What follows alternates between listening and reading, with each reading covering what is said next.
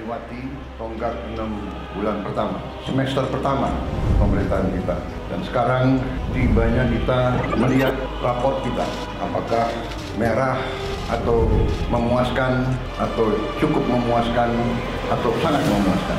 Pengendalian manajemen perekonomian kita cukup prudent, cukup hati-hati. Hasil keputusan kita terwujud, terlaksana, dan dirasakan oleh rakyat Indonesia. 6 bulan yang kita telah kerjakan, ternyata menurut saya kita boleh bangga dengan prestasi kita. Kabinet Merah Putih, saya merasa kita bisa mencapai ini karena kerjasama yang baik di antara kita.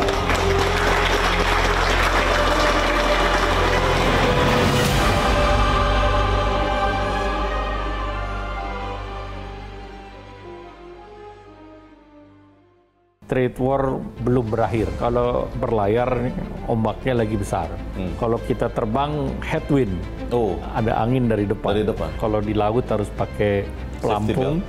Kalau di pesawat harus pakai safety seat belt. Kita harus betul-betul awas menghadapi persaingan global dan menurunnya jumlah perdagangan karena kebijakan uncertainty yang dilakukan oleh Amerika. Apa yang diinginkan Amerika, Pak? Di Amerika tidak menghantam Indonesia. Strategi negosiasi Indonesia dengan Amerika Serikat. Beberapa pihak mengatakan ini bahaya, bisa memperlemah ekonomi Indonesia. Indonesia berada dalam pusaran trade war antara Amerika dan kapan Pak targetnya perundingan ini bisa memberikan hasil? Target kita tentu kalau lebih cepat akan lebih baik. Apakah bisa 10 atau 32% itu kembali ke 0% lagi? Pertanyaannya dikirim ke White House. Ke Amerika Serikat? Ya, jadi jangan dikirim ke saya. Kita juga dengar Pak Erlangga bahwa ada rencana Presiden Prabowo untuk bertemu langsung dengan Presiden Donald Trump. Bagaimana dengan pelemahan Pak yang terjadi 3 bulan pertama di tahun ini, Pak? Menurut Bank Dunia, 60% penduduk Indonesia ada di bawah garis kemiskinan. Masyarakat mengeluh, mencari kerja kok saat ini susah. Fakta dan kenyataannya ini sebenarnya seperti apa? Soal PHK. Data di Kementerian Tenaga Kerja di tahun ini ada PHK 12.000 tenaga kerja, tapi Asosiasi Buruh mengatakan PHK-nya itu 60.000 tenaga kerja. Yang betul ini yang mana, seperti apa Anda melihat masa depan ekonomi Indonesia di tengah ketidakpastian yang masih tinggi di kondisi dunia ini? Sebagai nakoda atau pilot yang berpengalaman, seberapa optimis Pak Erlangga melihat Indonesia ini akan keluar bukan hanya utuh Pak, tapi lebih kuat dari sebelumnya?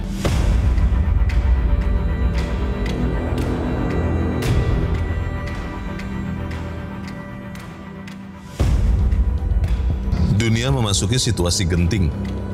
Indonesia pun memasuki situasi yang menentukan. Situasi genting global muncul dari medan perang tarif antara Amerika Serikat dengan Tiongkok.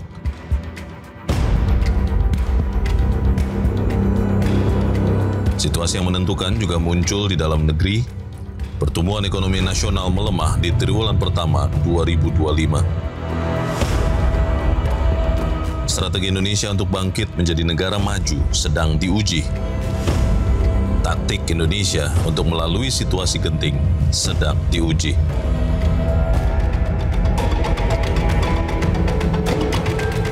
Pekan lalu, untuk menghindari dampak buruk melonjaknya tarif Amerika Serikat, Indonesia bergerak cepat menjadi salah satu negara pertama di dunia yang melobi Amerika Serikat. Hasilnya, Indonesia berhasil mendapat komitmen dari Amerika Serikat untuk berunding menurunkan tarif dalam 30 hari ke depan.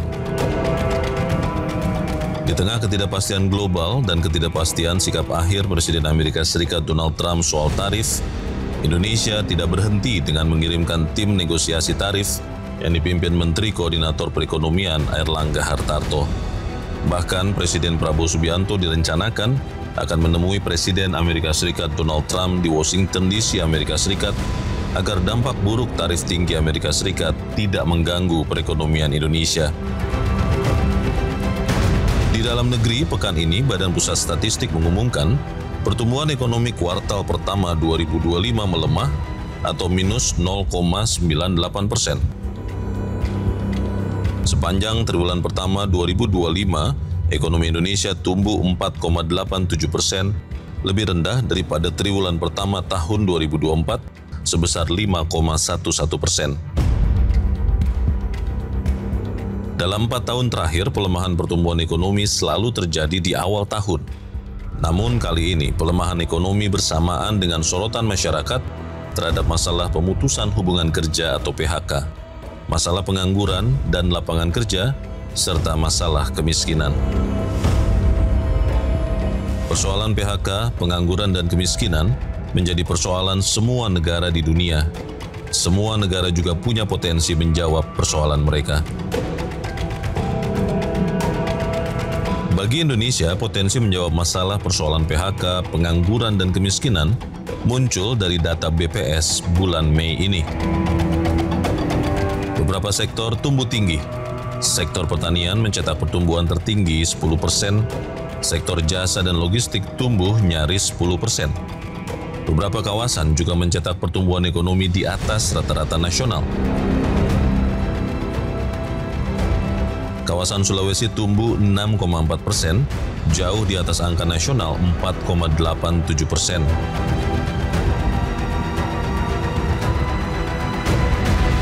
Pulau Jawa juga masih mencetak pertumbuhan ekonomi sedikit di atas rata-rata nasional 4,9%. Ada tantangan, namun tetap ada peluang. Saatnya taktik cerdik di masa pelik. Inilah taktik penting di masa genting.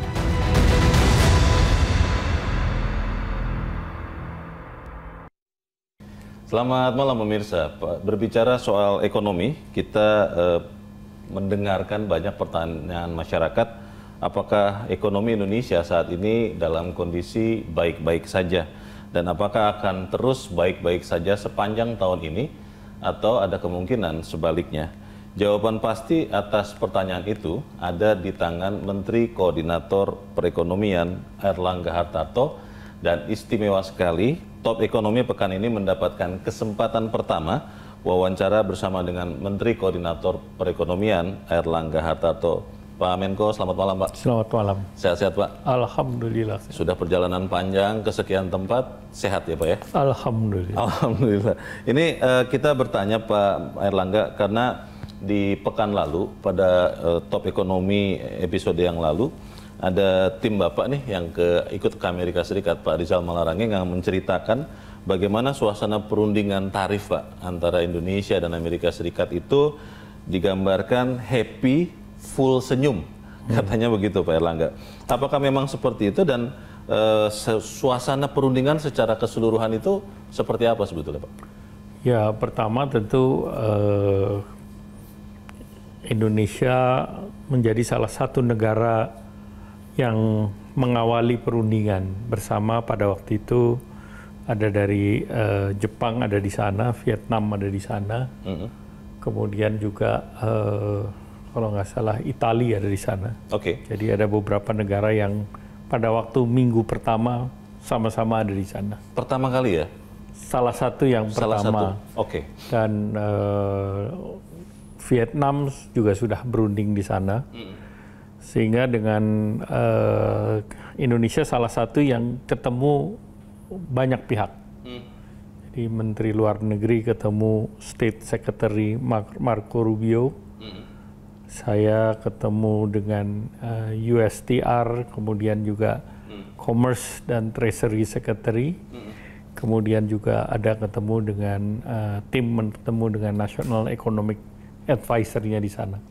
Jadi negara lain mungkin ketemu 2 atau 3 menterinya. Sehingga tentu Indonesia mendapat pemahaman yang lebih paripurna. Namun tentu namanya perundingan, kita belum bisa menyimpulkan sebelum perundingan itu berakhir. Ya. Kemarin itu berarti kalau boleh saya bahasakan Pak Menko, itu adalah perundingan awal ya Pak? Perundingan awal. Perundingan awal yang informasinya adalah kalau tidak salah yang tadinya dijadwalkan 16 hingga 23 April, tapi ternyata lebih lama menjadi 25 atau 26 April. Itu benar atau tidak Pak? Ya, 16 sampai 24 karena memang jadwal pertemuannya berbeda-beda. Dan Indonesia juga menemui beberapa stakeholder antara lain dari US Chamber of Commerce, kemudian USABC, USINDO, kemudian ada beberapa perusahaan. Dengan demikian Indonesia mendapat gambaran utuh terkait kepentingan daripada apa yang menjadi keinginan Amerika dan apa yang menjadi harapan dari korporasi-korporasi yang sebagian beroperasi di Indonesia. Pak Airlangga, kalau ingin menyederhanakan Pak, supaya pemirsa Top Ekonomi juga bisa memahaminya, ketika Anda melaporkan hasil negosiasi kepada Presiden Prabowo, Pak Airlangga, di 25 April yang lalu, kami mengatakan bahwa keberhasilan terbesar Indonesia adalah sukses mencapai kesepakatan dengan Amerika Serikat untuk berunding penurunan tarif, kemudian juga membuat non-disclosure agreement. Betul seperti itu atau seperti apa Pak gambarannya? Ya, pertama tentu perundingan ini kan baru mulai. Baru mulai? Jadi ada lebih dari 70 negara yang akan memulai perundingan. Bersamaan? Dalam periode bersamaan 90 hari. Nah, tentunya bagi pemerintah Amerika ini akan menjadi waktu yang sangat sibuk. Nah, kemudian bagi Indonesia tentu kita berkomunikasi dengan berbagai negara lain, dengan negara ASEAN melalui Malaysia ataupun langsung, kemudian juga dengan Korea, bahkan juga kita bertukar informasi dengan Jepang, sehingga tentunya ini menjadi bahan kita untuk membahas nanti dengan apa yang diminta oleh Amerika. Jadi tentu kalau bicara keberhasilan kita menunggu pada saat terjadi conclude the deal. Kalau ini baru di awal, proses awal. Maksud saya itu tadi adalah doa rakyat Indonesia, Pak Airlangga. Kalau bicara soal satuan tugas, Pak, kan sudah dibentuk juga ya, Pak Airlangga. Ada Satgas Perundingan Tarif. Ini Pak Menko yang memimpin. Iya, dengan dibantu dari kementerian terkait, dari perdagangan, dari Dewan Ekonomi Nasional, dari perindustrian, dari yang lain juga yang terlibat. Tim Satgas Perundingan Tarif inilah yang akan nanti bernegosiasi lanjutan. Yang bernegosiasi biasanya ada Chief Negotiator. Nanti kalau Satgas ini kan sebagai tim yang nanti akan menyesuaikan regulasi sesuai dengan arahan Bapak Presiden untuk melakukan deregulasi. Tapi Chief Negosiatornya nanti akan... Nanti Chief Negosiatornya akan ditentukan. Kapan Pak rencana putaran pertemuan yang akan masuk ke inti dari perundingan tarif ini, Pak Airlangga? Sudah dimulai. Sudah dimulai? Sudah dimulai. Maksudnya secara fisik atau... Kan kita metodenya macam-macam. Bisa fisik, bisa melalui saluran digital. Telekonferensi? Itu dilakukan bersamaan ya? Kapan Pak targetnya untuk kemudian perundingan ini bisa memberikan hasil, Pak Airlangga? Target Amerika 90 hari. Target kita, Pak? Target kita tentu kalau lebih cepat akan lebih baik kita. Target kita paling cepat 60 hari. Paling cepat 60 hari? Kalau target tarifnya ada tidak Pak untuk Indonesia Pak? Karena kalau tarif sudah pasti targetnya turun. Seminimal mungkin? Ya turun seminimal mungkin. Tapi kan tarifnya ada tiga jenis tarif. Satu MFN, ini tidak dibahas. Most Favored Nation tidak dibahas. Yang kedua tarif sektoral. Tarif sektoral itu berlaku seluruh dunia. Nah, Amerika juga tidak membicarakan mengenai tarif sektoral. Yang dibahas mengenai tarif resiprokal. Jadi tarif resiprokal inilah yang kita dalam negosiasinya untuk menurunkan tarif sektoral tersebut. Itu yang artinya diberlakukan ke sekian negara, 10% termasuk Indonesia, Pak? Kalau 10 negara itu adalah seluruh negara diberlakukan. 10% ya? Indonesia itu hanya 90 hari. Sesudah itu nanti kita lihat dari hasil pembicaraan. Jadi kalau kemungkinannya Pak Menteri, apakah bisa 10 atau 32% itu kembali ke 0% lagi, Pak? Nah itu pertanyaannya dikirim ke White House. Ke Amerika Serikat? Jadi jangan dikirim ke saya. Kita pihak yang sedang berunding. Ini menarik karena Pak Airlangga mengatakan White House berarti Gedung Putih, Sebetulnya Pak, di dalam perundingan yang sudah berjalan, preliminary lah ya, kita bilang perundingan awal, yang paling menentukan itu sebenarnya siapa Pak? Apakah USTR, apakah Menteri Perdagangannya, apakah Menteri Luar Negerinya, apakah Menteri Keuangan, atau siapa Pak? Tergantung negara. Jadi masing-masing negara di-assign siapa yang akan menjadi diberi tugas oleh Amerika. Untuk Indonesia Pak? Untuk Indonesia, kita berbicara dengan yang tadi. Oh, jadi semuanya? Ya, karena tentunya ini semuanya menjadi penting karena suara di Gedung Putih kan mendengar dari semua pihak. Baik. Kita juga dengar Pak Erlangga bahwa ada rencana Presiden Prabowo untuk bertemu langsung dengan Presiden Donald Trump. Itu akan jadi Pak untuk memperkuat misi dagang ini, atau ya itu nanti akan diselesaikan, dijadwalkan sesudah perundingan mungkin menjelang akhir atau sudah berakhir. Itu berapa lama Pak kira-kira? Ya time frame-nya kan Amerika 90 hari. 90 hari ya? Ya. Jadi dalam waktu bulan-bulan ini, mungkin bulan depan itu akan terus intensif Pak? Kalau perundingan akan terus berjalan. Kedatangan atau pertemuan dua presiden? Dua presiden tentu kita mengharapkan kalau sudah ada sesuatu yang baru konklusif, baru difinalisasi, diagendakan. Baik.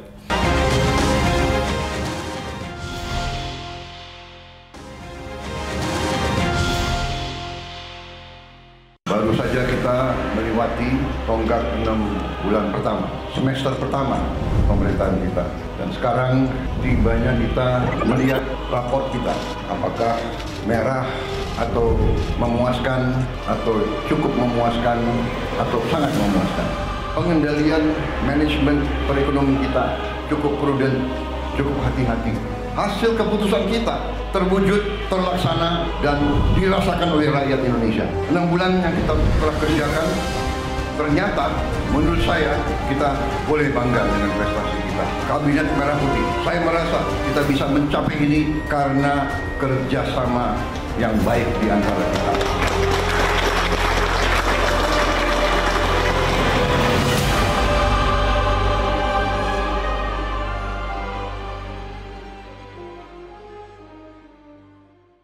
Kita akan beralih Pak Menko kepada pertumbuhan ekonomi Pak. Kita melihat bahwa karena ketegangan perang dagang Amerika Serikat dan Tiongkok, Bank Dunia dan IMF itu sama-sama merevisi turun Pak pertumbuhan ekonomi Indonesia dari yang awalnya diperkirakan 5% menjadi 4,7. Tapi kalau kita melihat pemerintah, Menteri Keuangan Pak Menko, Bu Sri Mulyani tetap yakin bahwa Indonesia tahun ini akan tetap tumbuh 5%. Evaluasi dari Kementerian Koordinator Perekonomian itu yang mana Pak yang akan kemungkinan tercapai? Ya tentunya kemungkinan tercapai nanti hasilnya diketahui sesudah bulan Desember 2025.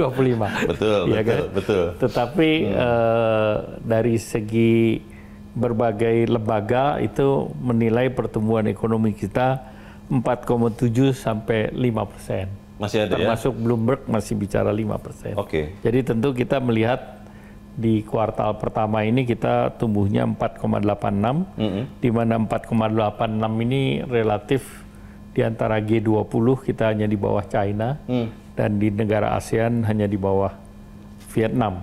Negara lain seluruhnya di bawah pertumbuhan ekonomi Indonesia. Jadi kita menunjukkan di dalam situasi ketidakpastian, ekonomi Indonesia menunjukkan resiliensi.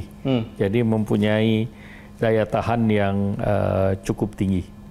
Bagaimana dengan pelemahan Pak yang terjadi 3 bulan pertama di tahun ini Pak? Ini kan data BPS baru memperlihatkan juga ya Pak, ada pertumbuhan yang ternyata melemah, walaupun memang tidak sampai 1% quarter on quarter.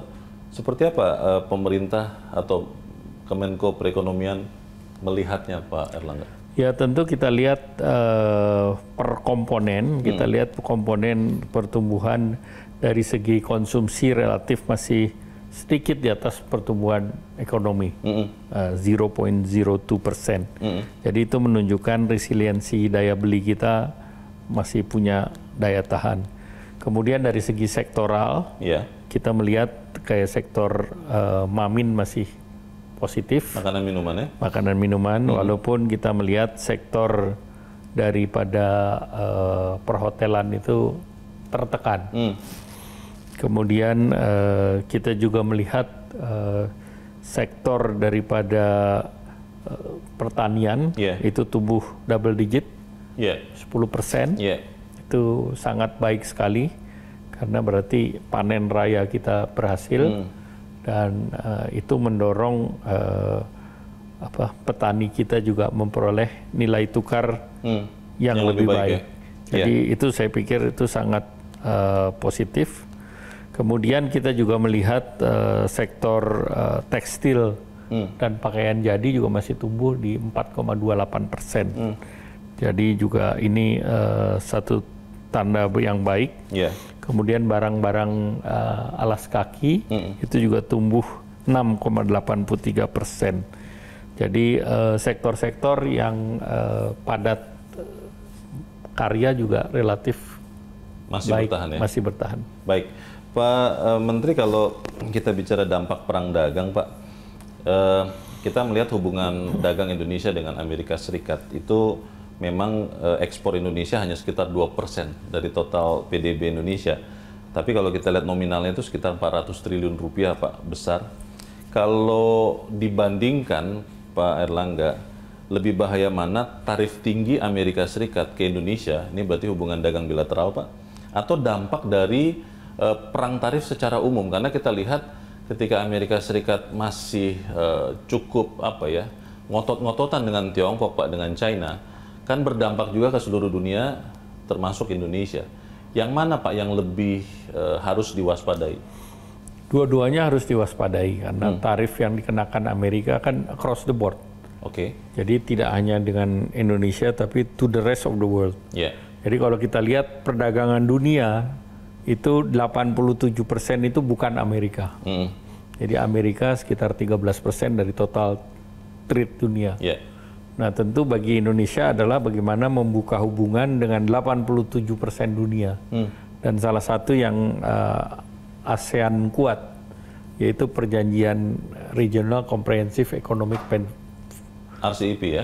RCEP, partnership, di mana itu dulu diinisiasi Indonesia, sudah diadopsi. Nah, itu masuk di dalamnya China. Kemudian juga ada Jepang, ada Korea, ada Australia, ada New Zealand. Sehingga kue ini harus diperbesar. Tadi yang kekurangan kita yang 2%, kalau di 87% ini bisa tumbuh 2%, tentu jatah ekspor kita terkompensasi. Nah, itu yang menjadi arahan pemerintah. Namun di lain pihak, saat sekarang terjadi quote-unquote tarif antara Amerika Cina kan relatif tinggi. Dan itu mengakibatkan kedua negara trade-nya berhenti. Nah, ada produk-produk China yang membutuhkan pasar baru. Nah, pasar baru di luar Amerika yang menarik buat China tentunya pasar ASEAN. Nah, tentu kita juga harus menjaga agar jangan sampai barang-barang ini membanjir ya. Ada barang-barang dumping, sehingga kita harus mempersiapkan diri. Industri kita berdaya saing dan safeguard juga harus diperhatikan.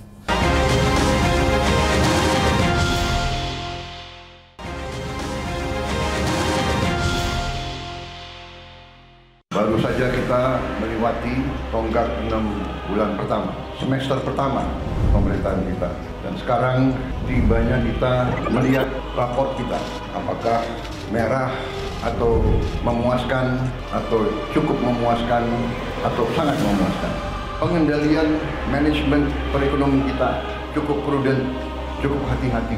Hasil keputusan kita terwujud, terlaksana, dan dirasakan oleh rakyat Indonesia. 6 bulan yang kita telah kerjakan, ternyata menurut saya kita boleh bangga dengan prestasi kita. Kabinet Merah Putih, saya merasa kita bisa mencapai ini karena kerjasama yang baik di antara kita.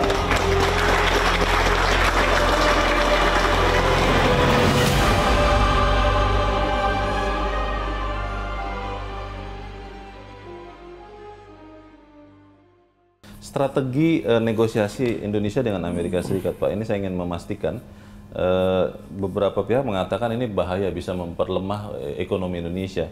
Ada 3 yang mau saya sebutkan. Yang pertama adalah Indonesia akan membeli produk pangan Amerika Serikat. Yang kedua, mempermudah prosedur impor untuk produk hortikultur Amerika Serikat. Yang ketiga, katanya ini Pak Airlangga, hapus TKDN untuk produk telekomunikasi dan elektronik. Ini memang benar akan ditawarkan dan ini tidak akan menghantam produk dalam negeri, Pak? Ya, pertama, produk itu tidak diproduksi oleh Amerika, jadi Amerika tidak menghantam Indonesia. Ya. Jadi yang kedua, produk yang kita import, produk hortikultur yang sekarang pun biaya masuknya 0 sampai 5. Baik. Karena Indonesia tidak memproduksi. Dan itu akan ditambah volumenya. Jadi maksudnya? Tentu ini volume pernah tinggi, tetapi pada saat Amerika kena penurunan, maka itu switch ke negara lain. Jadi tentu itu bisa kembali karena selama harga komoditasnya kompetitif. Oke. Satu lagi Pak, yang dalam negosiasi dagang dengan Amerika Serikat dikatakan bahwa Indonesia menawarkan kerjasama terkait kritikal mineral, logam jarang. Ini apa yang diinginkan Amerika, Pak? Critical mineral bagi kita kan salah satu kan ya yang mereka butuhkan kan ekosistem electric vehicle, dalam hal ini untuk baterai dan nikel. Critical mineral ini sudah ditawarkan ke Amerika sejak perundingan Indo-Pacific Economic Framework. Jadi ini bukan barang baru. Jadi pada waktu itu kita sudah memberikan non-paper kepada Amerika. Bahkan pada waktu itu bekerja sama dengan negara lain. Nah tentu sekarang pembicaraannya dulu sifatnya unilateral, sekarang sifatnya bilateral. Jadi tidak ada hal yang baru yang ditawarkan. Baik, kita kembali ke soal kemiskinan ya Pak Airlangga. Ini pekan lalu Bank Dunia Pak mengatakan ada data 60% menurut Bank Dunia penduduk Indonesia ada di bawah garis kemiskinan. Itu standar Bank Dunianya Rp110.000 per hari. Badan Pusat Statistik menggunakan purchasing power parity Rp20.000 per hari. Bahasa sederhananya seperti apa Pak Menko? Apakah memang yang dirilis Bank Dunia itu benar atau kurang tepat atau seperti apa? Ya, pertama tentu Bank Dunia menganggap Indonesia sudah masuk di upper middle income country. Sehingga standarnya mereka naikkan. Padahal Indonesia baru masuk di awal dari upper middle income country. Jadi tidak sama. Dan tentu standar kita sekarang dengan BPS dengan standar yang 20.000 per hari. Jadi kalau yang disampaikan di Bank Dunia kan angkanya lebih tinggi. Jadi kalau per bulannya kita masih sekitar 550.000 per bulan, sedangkan Bank Dunia sudah 3,5 juta. Jadi memang beda angkanya. Tetapi dari segi purchasing power parity kan kita kalau dihitung secara nasional pun ekonomi Indonesia meloncat ke level 7 besar dunia. Jadi menurut saya Bank Dunia terlalu tinggi lah pasangnya. Menetapkan standarnya. Kalau kita lihat berbasis kepada harga satu buah McDonald dibandingkan di Amerika itu juga ada perbedaan. Hukum McDonald's itu ya Pak ya, untuk membandingkan kekuatan daya beli. Kalau pakai McDonald currency juga berbeda, jadi nggak bisa disamakan itu dengan apa yang diminta oleh Bank Dunia. Terkait dengan kondisi ekonomi Pak, soal PHK, pemutusan hubungan kerja, data di Kementerian Tenaga Kerja di triwulan pertama tahun ini ada PHK 12.000 tenaga kerja, tapi Asosiasi Buruh mengatakan PHK-nya itu 60.000 tenaga kerja. Yang betul ini yang mana dan apakah ini kemudian diadres khusus, diantisipasi khusus? Pertama tentu ada data yang formal termasuk dari BPJS Tenaga Kerja. Karena seharusnya yang di PHK itu mendapatkan jaminan kehilangan pekerjaan. JKP. Ya, jadi dengan data tersebut.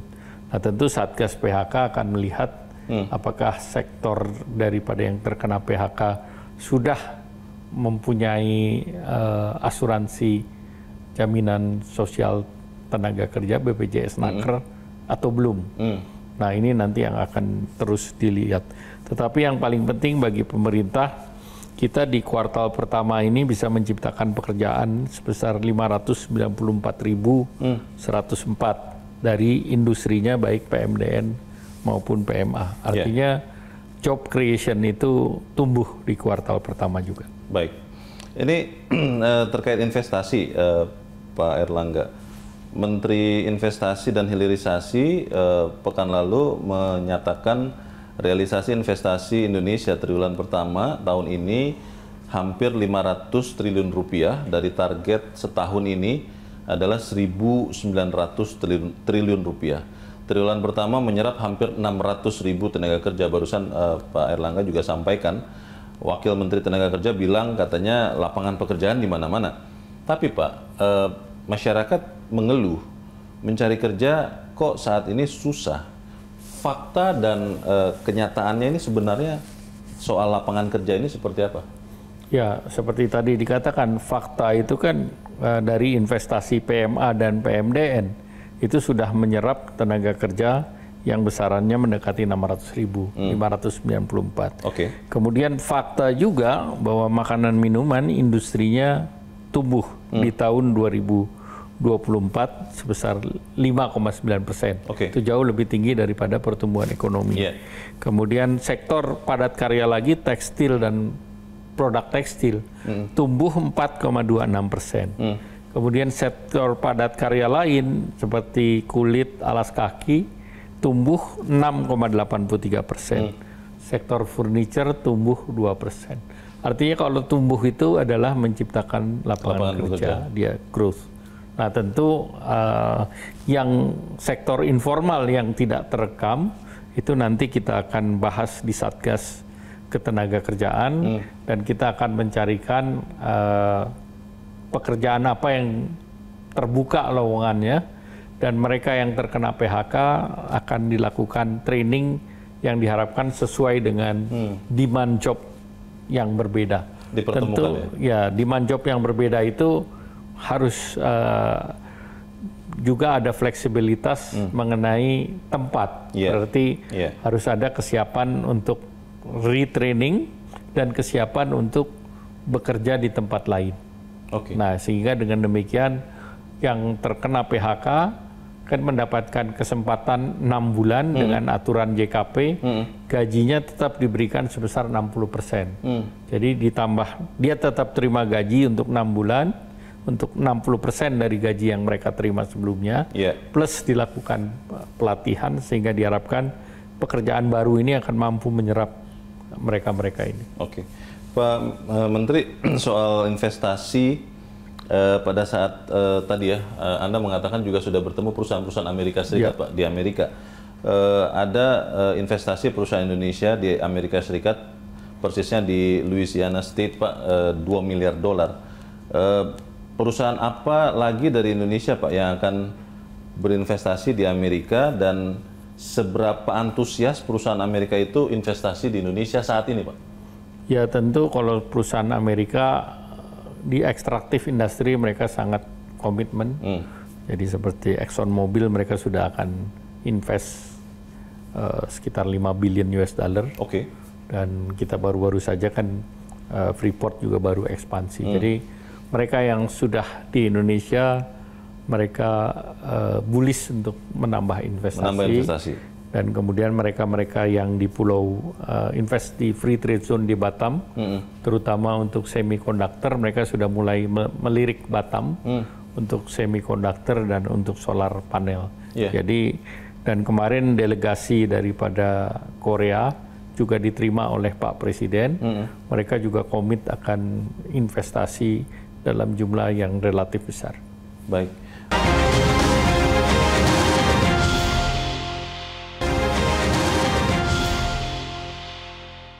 Baru saja kita melewati tonggak 6 bulan pertama, semester pertama pemerintahan kita. Dan sekarang tibanya kita melihat raport kita, apakah merah atau memuaskan, atau cukup memuaskan, atau sangat memuaskan.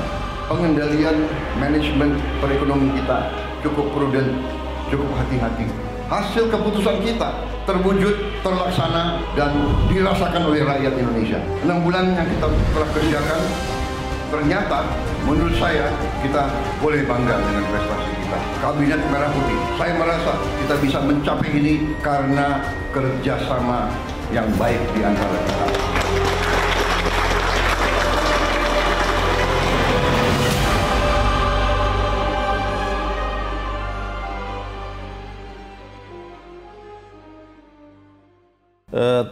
Ini 2 pertanyaan terakhir Pak, terkait dengan Satgas, kan ada 3 ya Pak, terkait dengan perundingan Indonesia-Amerika. Ada Satgas Perundingan, ada Satgas Kesempatan Kerja dan Mitigasi PHK, juga Satgas Deregulasi.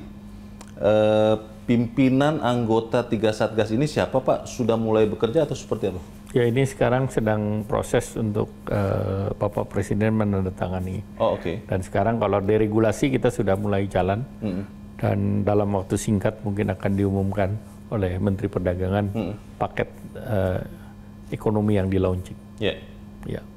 Untuk memungkas perbincangan kita, Pak Menko, seperti apa Anda melihat masa depan ekonomi Indonesia di tengah ketidakpastian yang masih tinggi di kondisi dunia ini, Pak? Ya, pertama kalau kita berlayar, ombaknya lagi besar. Sedang besar-besar ini. Besar, ya. Kalau kita terbang headwind, ada angin dari depan. Dari depan. Jadi tentu kecepatan tidak bisa kita pacu seperti yang kita perlukan.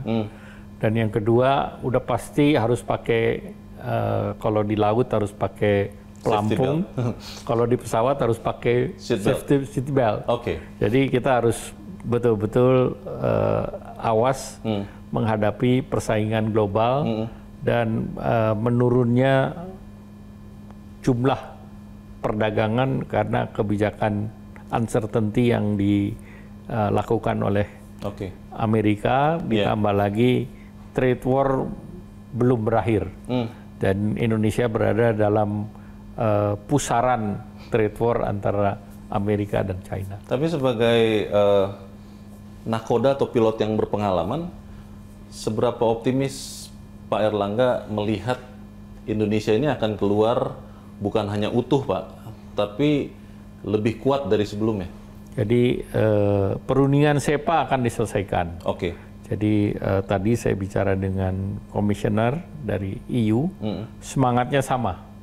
Karena kita masuk dalam teritori yang uncharted territory ini yang semua juga tidak tahu. Tetapi yang pasti kalau kita dengan 87% perdagangan dunia ini bisa bekerja sama, tentu pasar ini bisa kita dorong. Jadi EU SEPA itu sudah menjadi prioritas Indonesia dan prioritas Eropa. Kemudian yang kedua, Eurasia, negara-negara Rusia dan negara sekitarnya di situ, kita juga akan finalisasi. Kemudian kita juga akan membuka pasar baru melalui CPTPP.